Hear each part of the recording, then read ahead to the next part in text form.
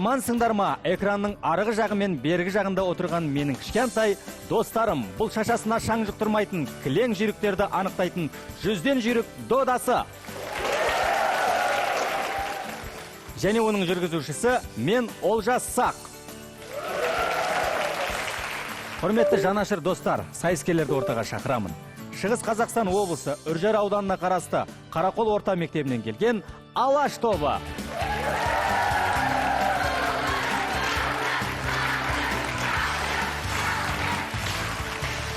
Ал олардың қарсыласы Алматы қаласы, Алмалы ауданы, нөмірі 128 мектептің Тұлпар құрамасы.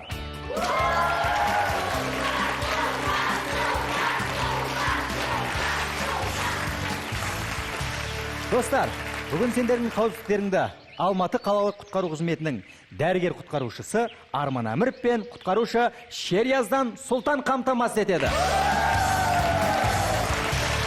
Ойыншыларымыздың ұпай сандарын сараптап отыратын Гүлзада Белсары. Тағаты таусыла қыршып отырған көрермендерімізді көп күтірмей, ойынымызды бастайық. Жүзден жүйрік бағдарламасының алғашқы кедергісі тайғақ тас. Тайғақ тастың ережесі. Сайыскерлер судағы тастардың үстімен мәре сызығына дейін жылдам жүгіріп өтулері керек. Ал аяқтарын суға малып алған ойыншылардың ұпайы кемейді. Тайғақ тас кедергісін бірінші болып бастайтын Алаш құрамасы. Белгі берілсін.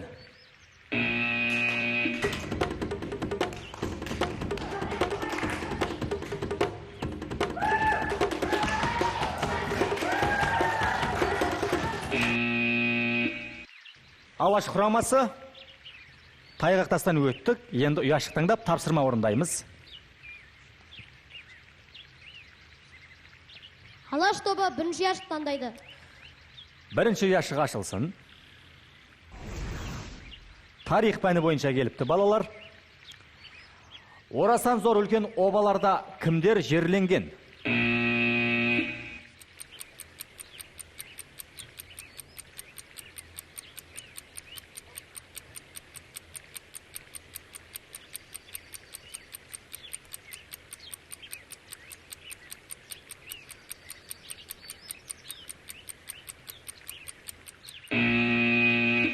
Бұл сұрақтың жауабы көсемдер. Қабылдадық жауаптарыңызды, Алаш тобы. Дұрыс, көсемдер. Тұлпар тобына белгі берілсін.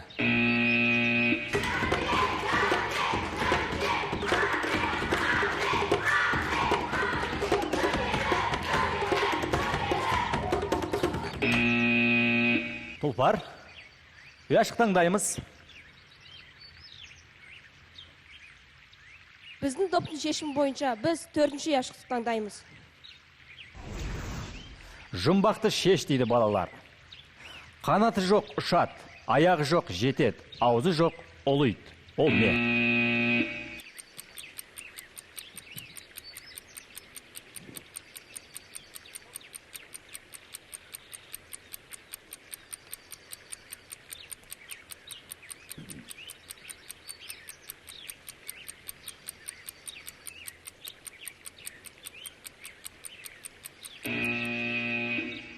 Топ шешімі бойынша бұл сұрақтың жауабы өрмекші.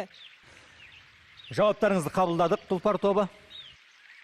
Дұрысы боран екен. Жауап қате болып шықты, Тұлпар тобы.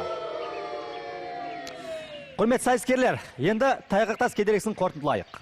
Алаш тобы 9 секундта, Тұлпар тобы да 9 секундта келді. Екі топқа да 10 ұпайдан береміз.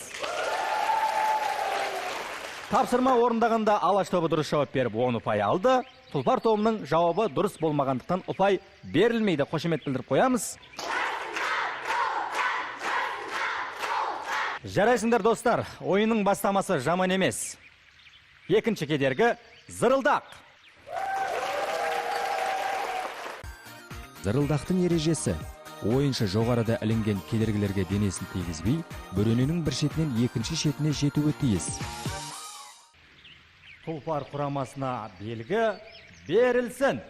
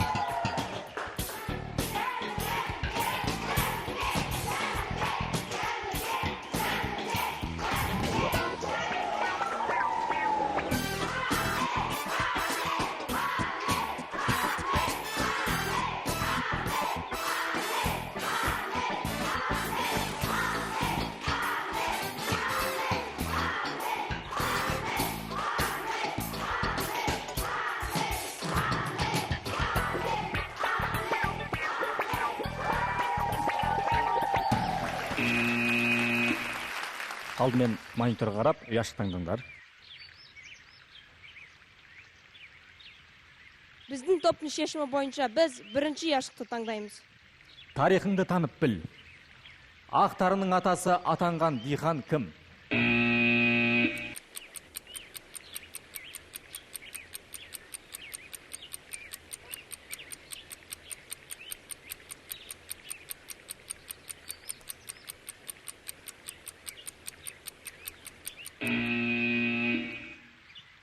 Жауап береміз.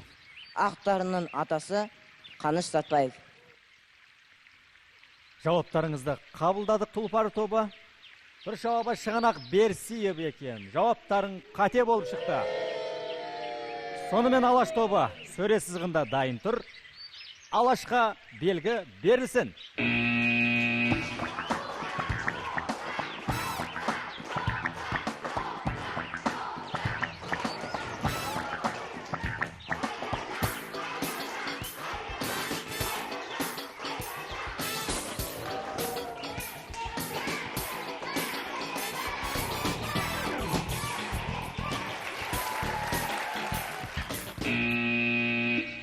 Ал ұяшық таңдаймыз.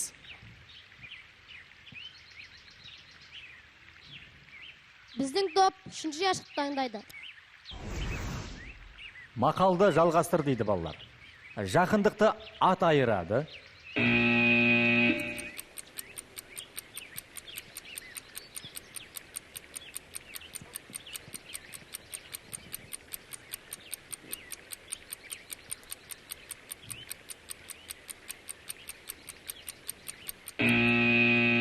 Жақындықты ат айырады, оқымағанды хат айырады. Қабылдадық жауаптарыңызды, Алаш тобы. Жақындықты ат айырады, оқымағанды хат айырады. Дұрыс. Жарайсыңдар, Алаш. Білімді екендеріңді көрсеттіңдер. Енді зырылдақ кедергісін қорытындылап тастайық. Тұлпар тобы 1 минут 5 секундта өтті. Алаш тобы 23 секундта өтті. Алашқа 10 ұпай, Тұлпарға 5 ұпай.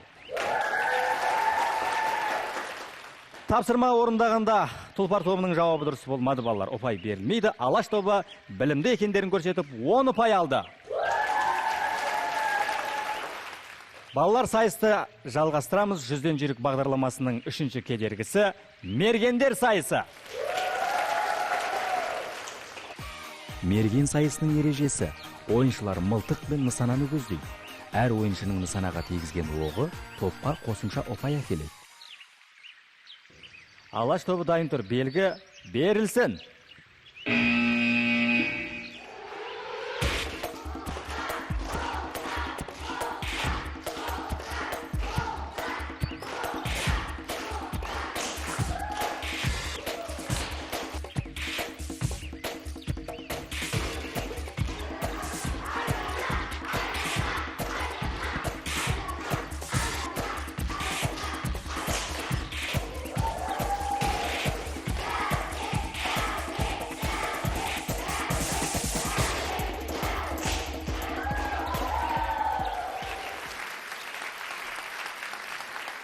Тамаша! Алаш тобы өз аттарыңа лайық болып тұрсыңдар. Олардың бір ойыншысы нысананың дәл кіндігін көздеп 15 ұпай алды. Қалған 2 ойыншы 9 нысанын көздепті. Барлығы 33 ұпай. Дәл осы қарқынмен Алаш тобы ұяшық таңдап тапсырма орындайды. Алаш тобы екінші ұяшық таңдайды. Мақалды жалғастыр. Көз көруге тоймайды.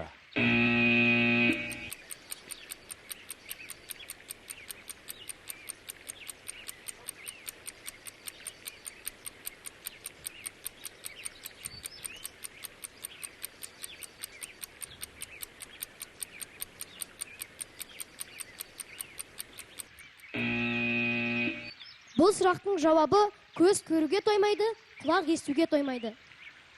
Жауаптарыңызды қабылдадық, Алаш тобы. Көз көруге тоймайды, құлақ естуге тоймайды. Дұрыс.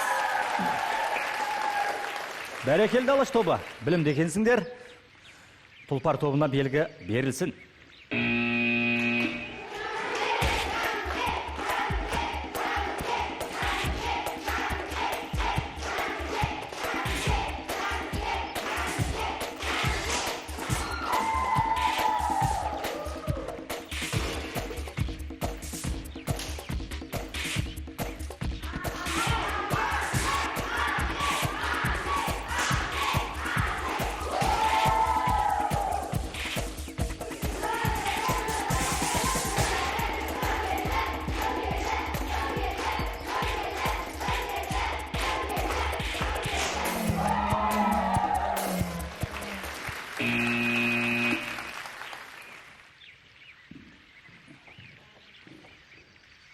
Бәрекелді, жақсы көрсеткіш. Тұлпар тобынан 2 ойыншы көздепті. 9-8 нысана, барлығы 17 ұпай.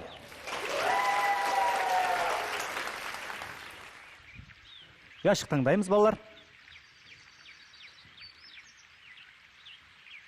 Біздің топтың шешімі бойынша біз 3-ші яшықты таңдаймыз. Логикалық сұрақ.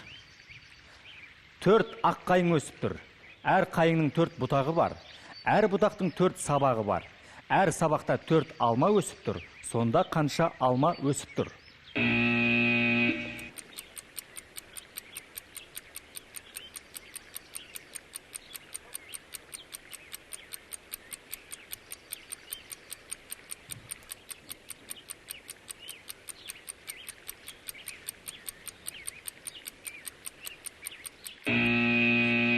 Бұл сұрақтың жауабы 64 алма өсіп тұр. Жауаптарыңды қабылдадық, Тұлпар. Ақ қайыңда алма өспейді екен, балалар. Бұл логикалық сұрақ, балалар. Қошемет білдіріп қоямыз Тұлпар тобына. Бәрекелді, енді мергендер сайысын қорытындылайтын болсақ, Алаш тобы 46 секундта, Тұлпар тобы 44 секундта аяқтады. Тұлпарға 10, Алашқа 5 ұпай.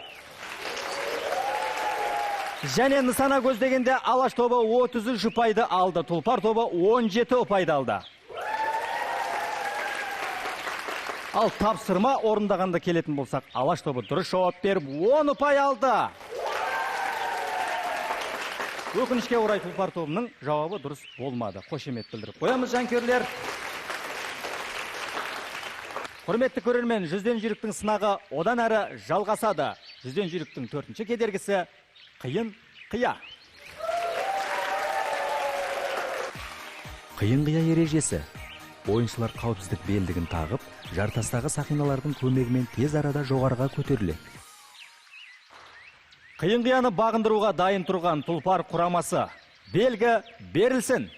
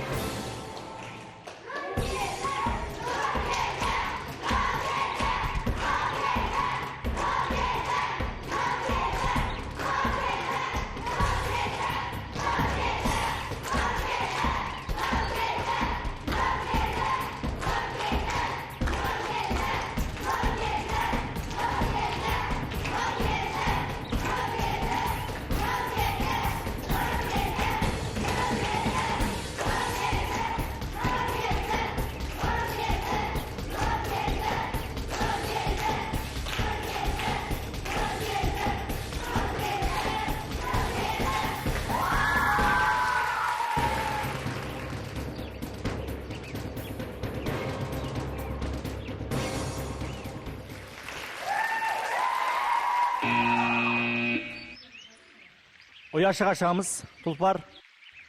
Біздің топтың шешімі бойынша біз екінші яшықты таңдаймыз. Екінші яшық ашылсын. Логикалық сұрақ. Жұмулы көзбен не көруге болады?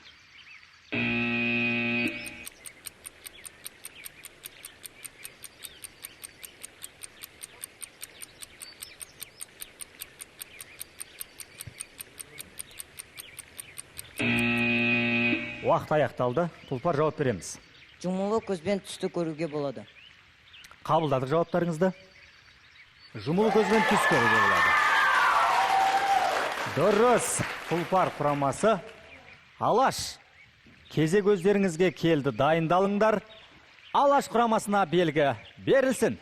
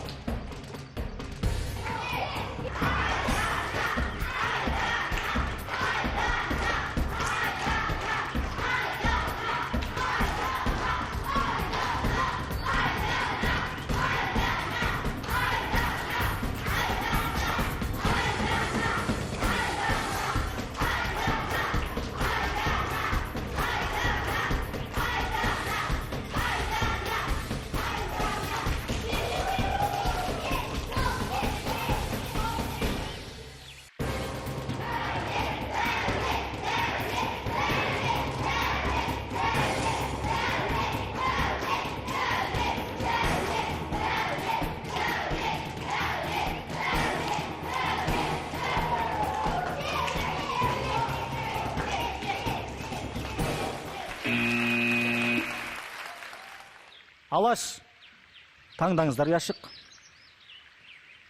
Алаш тобы екінші яшық таңдайды. Екінші яшық ашылсын. Олжа! Олжаларың құтты болсын балалар. Онымен қоса 10 ұпай.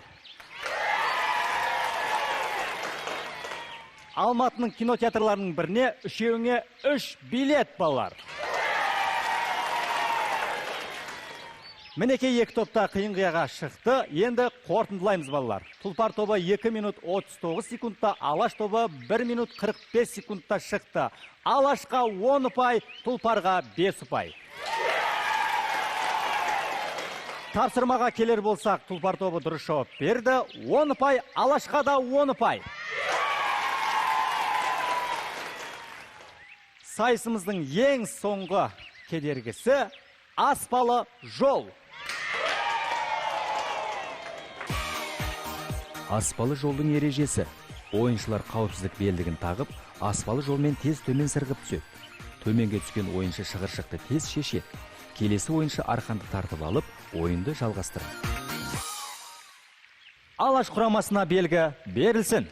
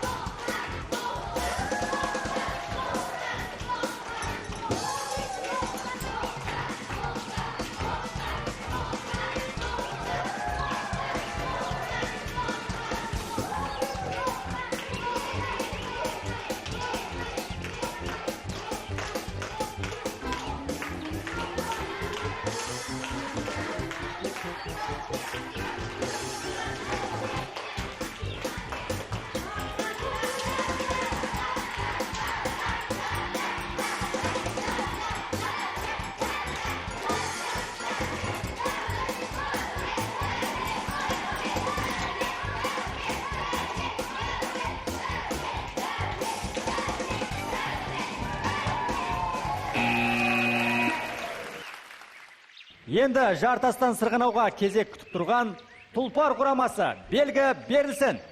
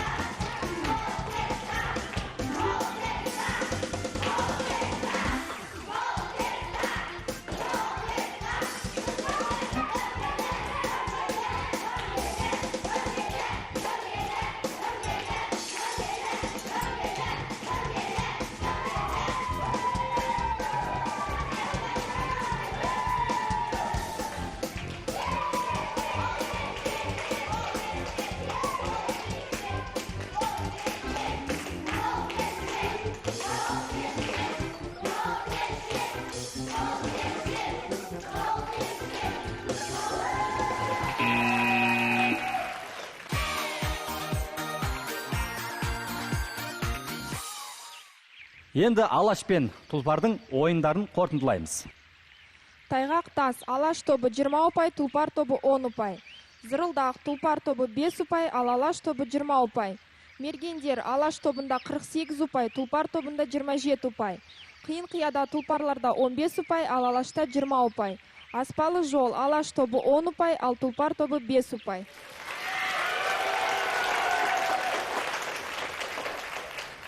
Сонымен Тұлпар, Алаш толығып тұрсыңдар ма?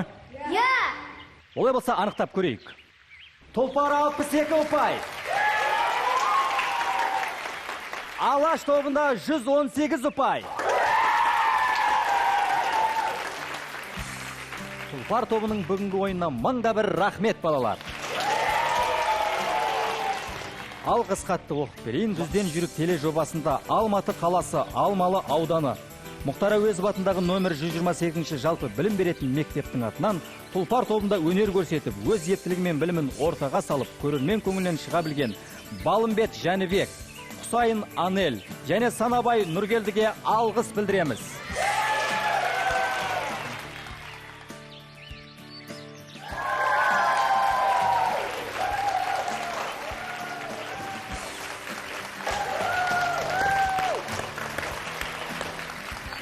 Бүгінгі сайыстың жеңімпаздары Алаш құрамасы.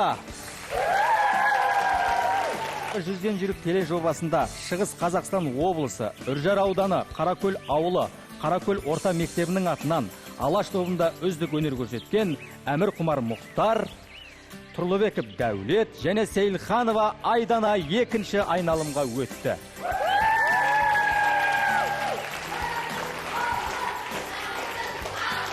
Мінекей балалар, біздің ойынымыз әрі қауіпті, әрі қызықты. Өз үрейін іштей жеңе білген топ қана алдыға шыға алады. Олай болса, келесі кездескенше балалар.